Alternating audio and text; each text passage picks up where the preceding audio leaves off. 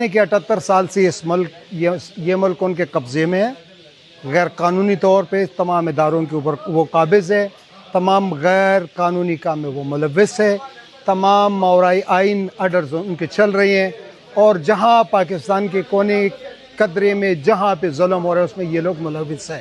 ہماری کل پرسوں یا ترسوں کی جدوجہد، ابتدا سے انتہا تک جو ہماری جدوجہد ہے وہ آئین اور قانون کے بالادستی ہے۔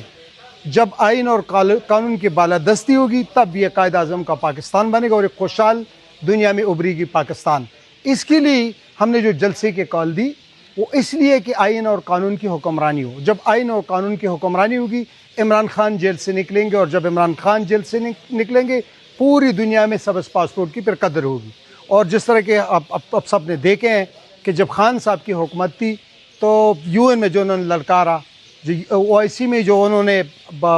سب کو جگایا، اسی طرح پر یہ پوری دنیا میں پاکستان ایک اور خود مختار ملک بن کر ابھرے گی۔ اس لیے سب کارکنان سے درخواست ہے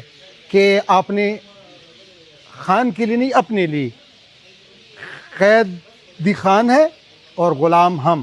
ایک قیدی آزاد ہو کر جیل میں بیٹھے، وہ آپ کی آزادی کے لیے لڑ رہے، وہ کسی کمپرومائز کے لیے تیار نہیں ہے، وہ اپنی زندگی داؤ پہ لگا رہے، اپنی آرام کی زندگی کو جیل کے سلاخوں پیچھے گزار رہے۔ لہٰذا آپ سے اپیل ہے کہ آپ نے 19 کو پہنچنے صرف عمران خان کے لیے اپنے